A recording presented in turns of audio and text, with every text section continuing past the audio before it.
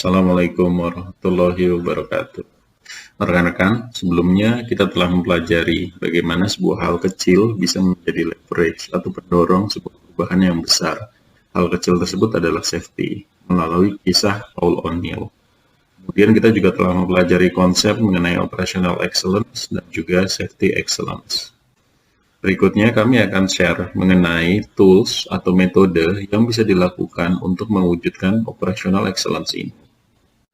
Ada banyak tools atau metode yang bisa diterapkan untuk menjalankan operational excellence.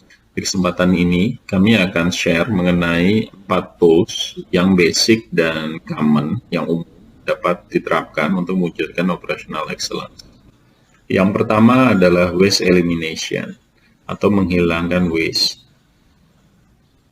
Fungsi utama dari tools ini adalah untuk mengidentifikasi semua waste atau pemborosan yang ada di area kita dan kemudian menghilangkannya.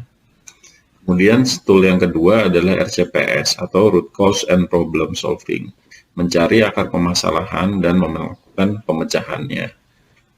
Kemudian yang ketiga adalah Visual Management dan 5R. Ya.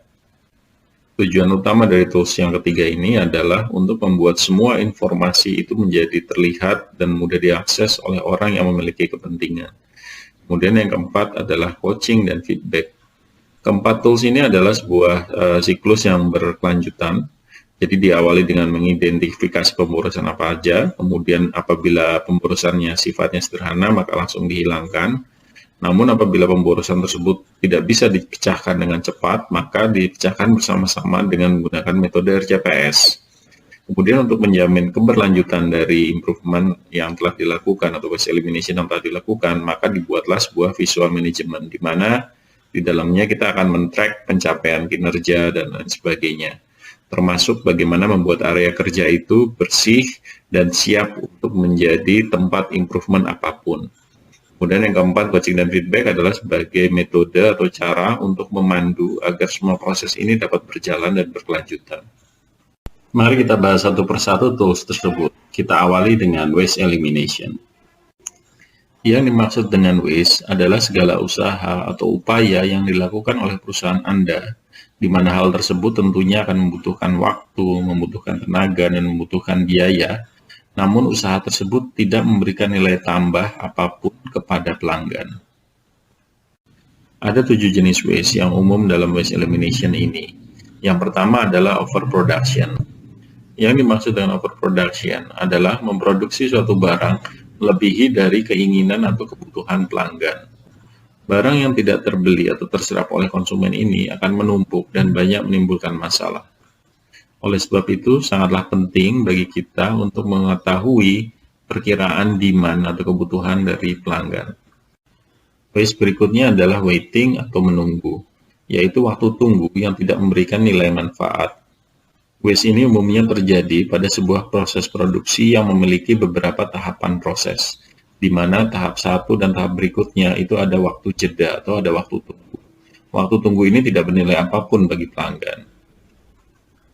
Apabila kita bisa membuat proses produksi ini mengalir dengan cepat, sehingga dari tahap 1 ke tahap 2 bisa langsung diproses tanpa adanya menunggu atau inventory di antaranya, maka ini akan memberikan efisiensi yang lebih baik dalam proses kita. Waste berikutnya adalah transportation atau kegiatan pemindahan material atau barang yang tidak bernilai tambah untuk konsumen. Hal ini tentunya berbeda ya dengan kegiatan transportasi di pabrik semen kita. Karena kegiatan transportasi di pabrik semen kita tentunya memberikan nilai tambah bagi konsumen. Karena sangat tidak mungkin bagi seseorang yang membangun rumah untuk datang langsung ke pabrik semen dan membeli semen 1 atau 2 sak di pabrik langsung. Transportasi yang menjadi waste ini umumnya terjadi karena ada kesalahan informasi, sehingga perlu dilakukan pemindahan suatu barang atau peralatan, namun ternyata terjadi kesalahan sehingga dilakukan pemindahan ulang berkali-kali. Sehingga transportasi inilah yang akan menjadi waste karena tidak memberikan nilai tambah apapun bagi pelanggan. Berikutnya adalah overprocessing atau melakukan kegiatan proses untuk menghasilkan barang atau jasa yang berlebihan, di mana hal ini tidak dibutuhkan oleh pelanggan. Mungkin salah satu contohnya telah dijelaskan dalam video di sesi sebelumnya, yaitu bagaimana seorang pelayan toko memberikan over processing dalam hal mengemas produk, sehingga customer merasa justru tidak membutuhkan tersebut dan terganggu dengan hal tersebut, sehingga ujung-ujungnya tidak terjadi pembelian. Selanjutnya adalah inventory atau kelebihan persediaan yang memerlukan penanganan ekstra dan tentunya tambahan biaya, karena modal kerja juga akan menjadi membengkak apabila inventory terlalu besar.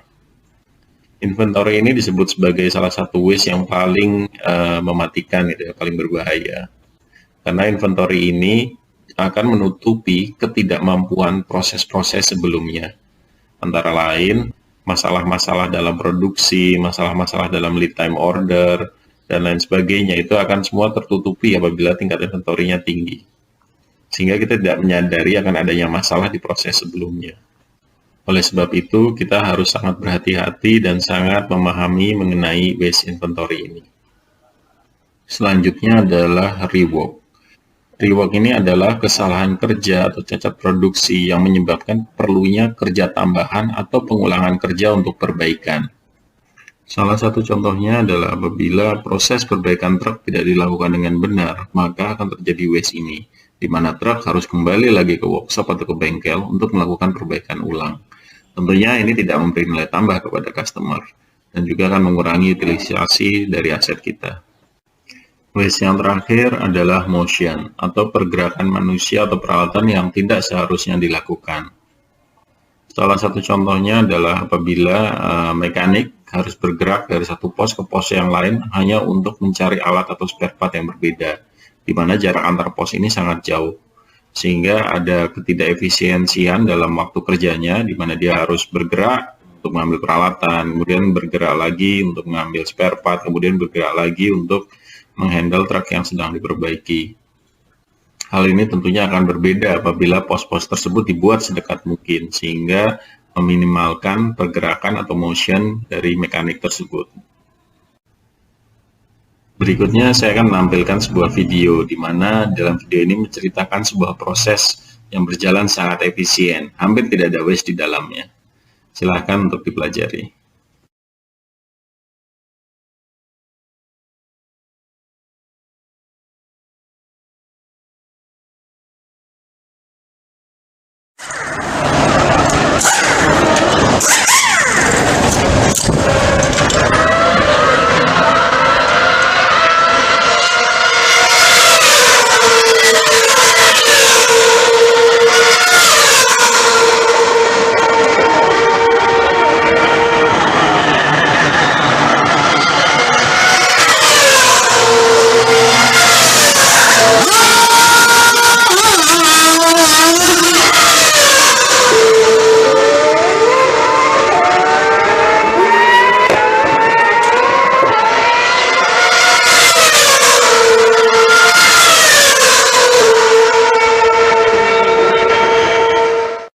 Bisa kita lihat dalam video tersebut bahwa sang pelanggan atau mobil balapnya itu tidak ada yang namanya menunggu. Semua proses berjalan dengan cepat dan tepat dan aman, sehingga sang pembalap dapat segera ikut lomba kembali dengan cepat. Pertanyaan selanjutnya, oke, kita telah mengidentifikasi waste, tapi bagaimana cara kita menghilangkannya? Ada 4 langkah mudah untuk menghilangkan waste atau waste elimination. Yang pertama adalah eliminasi, yaitu kita menghilangkan aktivitas-aktivitas yang memang tidak bernilai tambah atau menjadi pemborosan. Tentunya langkah ini dapat diterapkan untuk waste atau pemborosan yang memang sangat jelas terlihat dan sangat mudah dihilangkan tanpa mempengaruhi proses selanjutnya. Langkah berikutnya adalah combine atau mengkombinasikan aktivitas-aktivitas yang terkait. Jadi idenya adalah apabila ada beberapa aktivitas, apakah bisa aktivitas tersebut digabung menjadi satu sehingga memberikan hasil yang sama nilainya atau bahkan lebih baik. Langkah berikutnya adalah rearrange atau mengatur kembali urutan aktivitas-aktivitas sehingga menjadi lebih teratur atau lebih mengalir. Jadi tidak ada namanya gerak bolak-balik atau pengulangan pekerjaan dan lain sebagainya. Karena pekerjaan 1, kedua, ketiga, dan keempat itu semuanya dilakukan secara berturutan dan berdekatan. Langkah terakhir adalah simplify atau menyederhanakan atau mengganti sebuah pekerjaan yang rumit atau sulit atau tidak efisien dengan cara-cara lain yang lebih mudah dan efisien. 4 langkah ini dapat diterapkan untuk menghilangkan waste yang sifatnya sederhana. Namun untuk waste yang lebih kompleks, maka kita akan memerlukan tools lainnya. Berikut pembahasannya. Tools kedua yang dapat diterapkan untuk mewujudkan operational excellence adalah RCPS atau Root Cause and Problem Solving. Ini biasa digunakan untuk memecahkan masalah atau waste yang sifatnya lebih kompleks. Konsep dasar dari RCPS adalah mencari akar permasalahan, dan salah satu metode yang biasa digunakan untuk mencari akar masalah ini adalah dengan metode 5 Why atau 5 kenapa. Untuk memberikan ilustrasi mengenai metode 5 Why ini, saya ingin menampilkan sebuah video mengenai Jefferson Memorial atau Tugu Thomas Jefferson di Amerika. Ini berdasarkan kisah nyata yang terjadi di Amerika pada tahun 2007. Mari kita lihat videonya.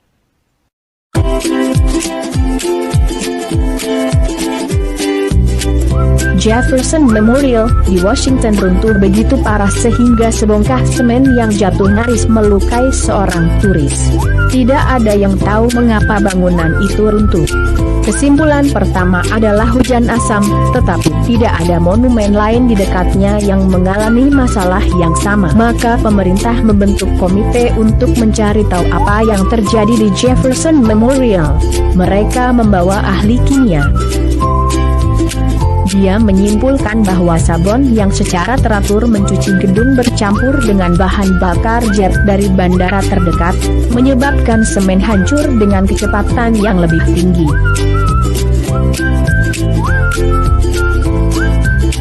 Mari kita pindahkan bandaranya.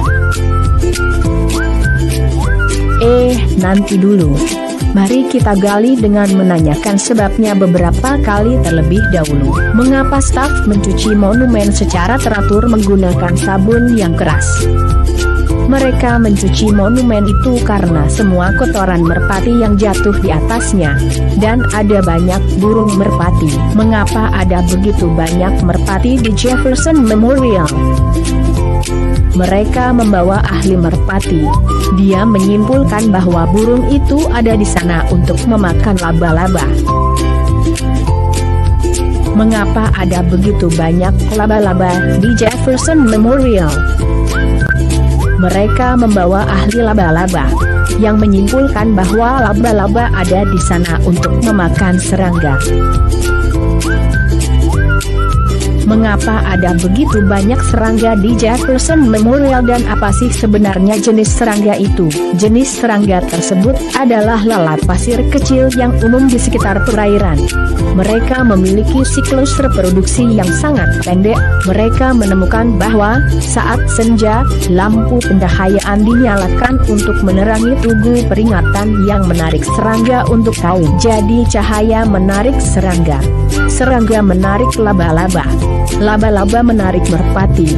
Merpati menjalankan bisnisnya di seluruh monumen, yang kemudian harus dibersihkan dengan mesin pencuci bertekanan tinggi dan sabun keras, yang kemudian bercampur dengan bahan bakar pesawat membentuk sup kimia yang menyebabkan semen hancur dan jatuh ke turis yang malang. Akhirnya mereka memutuskan untuk mematikan lampu 1 jam lebih awal. Bandara tetap di tempatnya.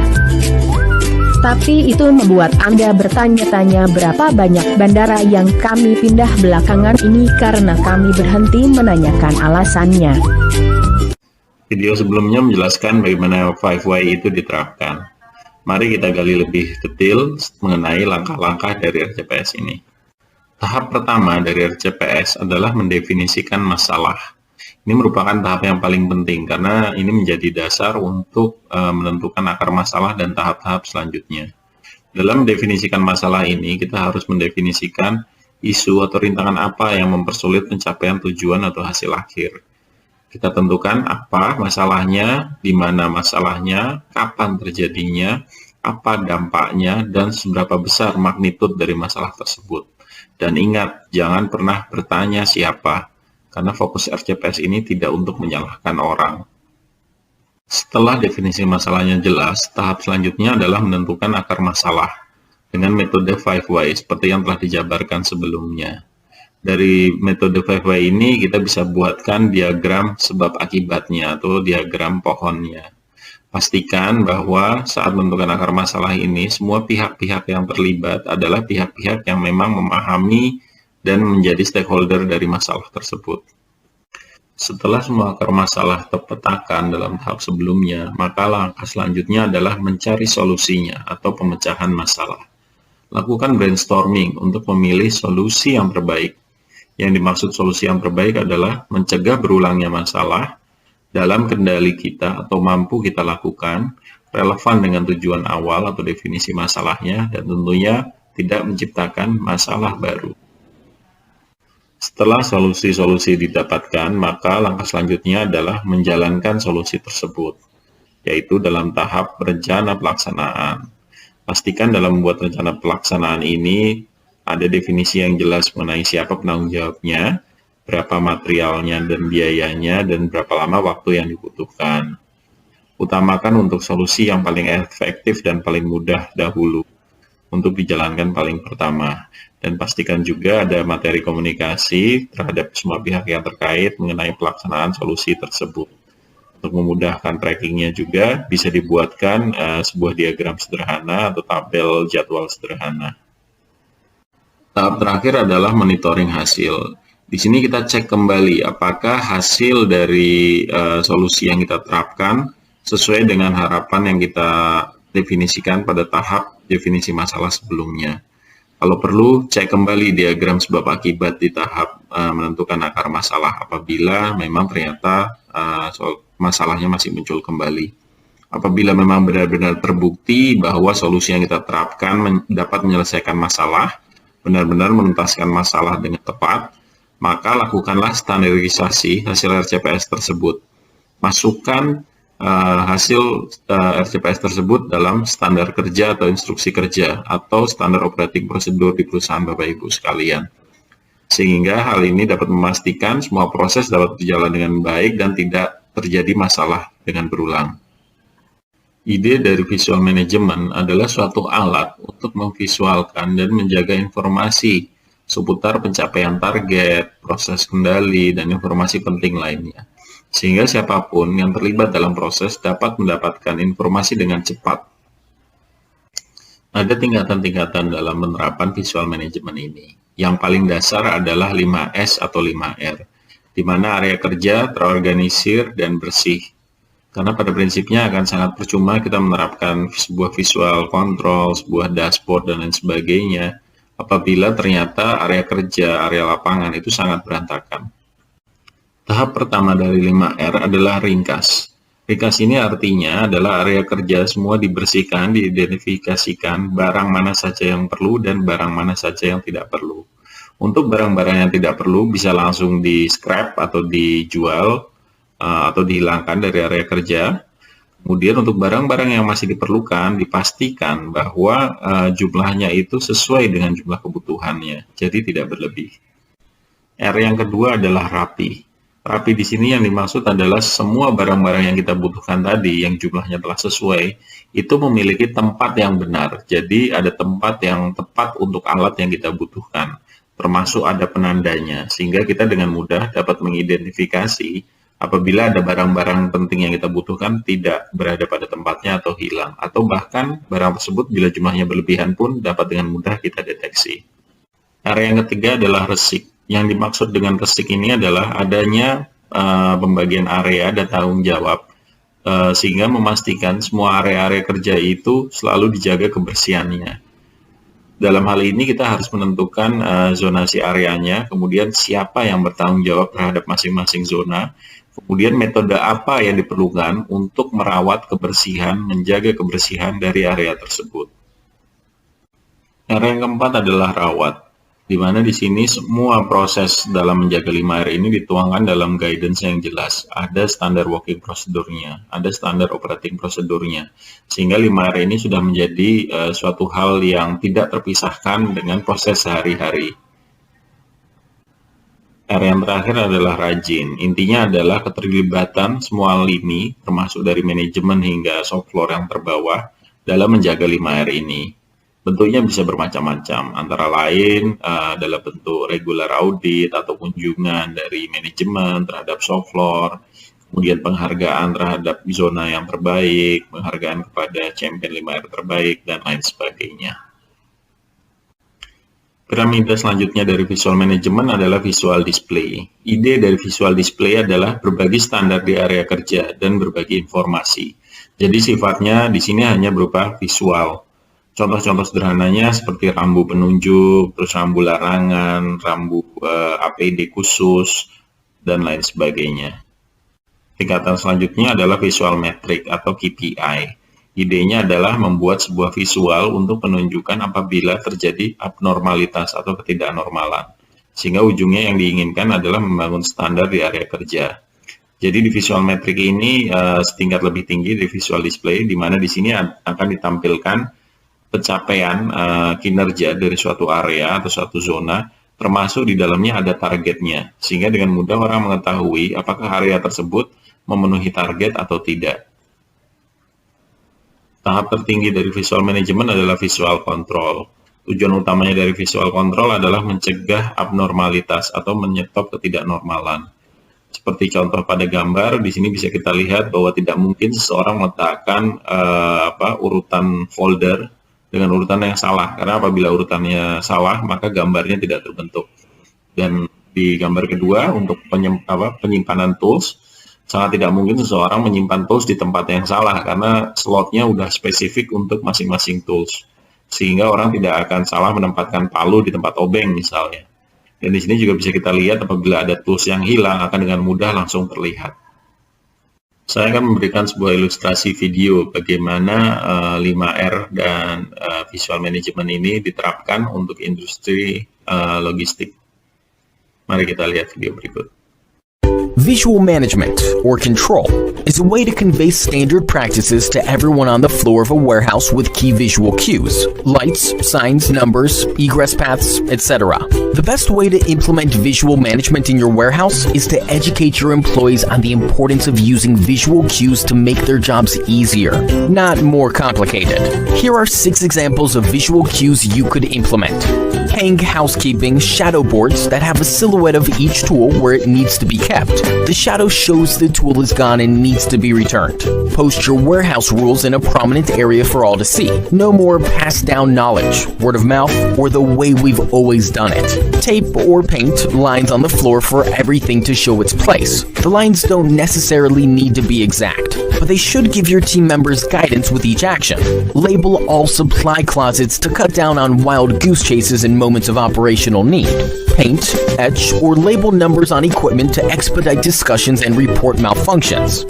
Finally, simplify and centralize your paperwork flow. No more hunting in far-off filing cabinets for various folders. Visual control is one of the most popular concepts making its way into the warehousing industry, but companies need to remember, it needs to be part of a system to work properly.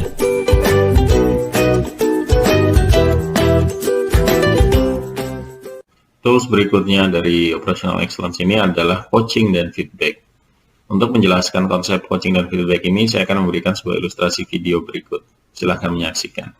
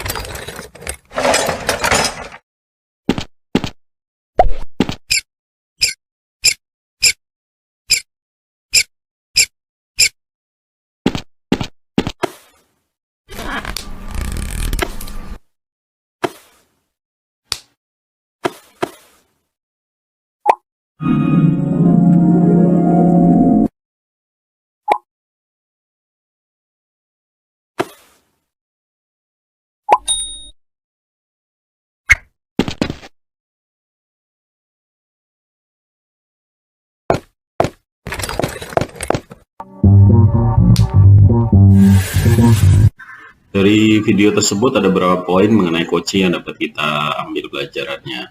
Jadi yang pertama, coaching adalah sebuah proses pengembangan diri dan pembelajaran. Jadi ini bukan sebuah koreksi tingkah laku seseorang ya Bapak Ibu sekalian. Kemudian di sini ada proses membimbing seseorang untuk mencapai tujuan. Jadi tujuan tersebut didefinisikan oleh sang coachingnya sendiri. Jadi bukan oleh coachnya. Jadi ini bukan sebuah proses untuk mengarahkan seseorang untuk melakukan sesuatu dalam mencapai tujuan. Kemudian ada proses berbagi pengalaman dan pendapat untuk mendapatkan kesepakatan bersama untuk mencapai kinerja yang lebih baik. Nah, jadi di sini sifatnya adalah sharing experience, berbagi pengalaman, bukan langsung memberikan solusi untuk penyelesaian seluruh permasalahan. Karena coach belum tentu tahu semua jawaban dari masalah. Kemudian juga memberikan inspirasi dan dukungan, dan fokusnya adalah profesional, konteksnya adalah profesional atau pekerjaan. Jadi tidak memberikan penyelesaian atas masalah-masalah pribadi. Selanjutnya adalah mengenai feedback. Feedback di sini adalah sebuah proses untuk memberikan masukan yang dilakukan secara spesifik, tepat waktu, dan seimbang. Dalam hal ini mencakup hasil observasi suatu pekerjaan atau kegiatan, kemudian dampak dari tindakan yang diambil, dengan tujuan untuk mendengar dan memahami apa yang terjadi dan apa yang dirasakan oleh si coaching-nya. Kemudian dalam hal tersebut dapat memberikan penghargaan atau saran untuk melakukan pekerjaan dengan lebih baik lagi. Demikianlah 4 tools yang dapat diterapkan untuk mewujudkan operational excellence. Namun tantangan selanjutnya adalah bagaimana menjadikan improvement, perubahan positif yang telah dilakukan agar dapat berkelanjutan. Karena yang kita inginkan adalah ketika sudah mencapai titik yang baik, kita ingin perbaikan ini terus bertahan, berada pada titik yang atas, bukan turun seiring dengan berjalannya waktu. Untuk menjawab permasalahan tersebut, maka kami perkenalkan sebuah konsep yang disebut 4P, atau 4 Lever for Sustainability. Intinya tujuan utama dari 4 hal ini adalah untuk mempertahankan perubahan, sehingga perubahan akan terus bertahan. P yang pertama adalah paham atau understand and commitment. Jadi intinya adalah semua orang itu tahu apa yang diharapkan dari dirinya dan mereka menyetujuinya, dan hal tersebut memberikan makna yang signifikan bagi mereka. Kemudian P yang kedua adalah penghargaan atau reinforce with formal mechanism. Intinya ada sebuah struktur, ada sebuah proses, ada sebuah sistem yang menunjang untuk memfasilitasi perubahan yang diminta. Contoh-contohnya antara lain adanya sistem performance management, kemudian ada sistem penghargaan, reward and punishment, dan lain sebagainya. Kemudian P yang ketiga adalah pengembangan atau develop talent and skill. Jadi intinya semua orang memiliki skill, memiliki keahlian dan kompetensi untuk berperilaku dengan cara yang baru, dengan cara-cara yang telah diimprove sebelumnya. Kemudian P yang terakhir adalah panutan atau role model, di mana semua orang, baik atasan, rekan kerja, dan bawahan itu berperilaku dengan cara yang baru, dengan cara yang sama, dengan cara yang menunjang improvement tersebut. Jadi dengan adanya 4P ini diharapkan semua perubahan, semua improvement yang telah dilakukan itu dapat berkelanjutan dengan baik dan tetap terjaga positifnya. Berdasarkan hal tersebut, maka peranan manajemen agar dapat menunjang improvement ini tidak hanya cukup sampai sebatas membicarakan konsep saja. Namun kalau perlu, lakukanlah practical training. Jadi dari manajemen langsung memberikan training, pelatihan, pengajaran yang sifatnya teknis ke lapangan. Kemudian dari level manajemen tidak cukup hanya melakukan weekly progress review, tapi juga perlu turun ke lapangan, melakukan partisipasi aktif dalam melakukan improvement. Dan juga tidak hanya sekedar datang ke shop floor gitu ya, ke level lapangan, tetapi juga ikut turut berperan serta dalam mencari akar permasalahan. Kalau perlu ikut serta dalam proses RCPS.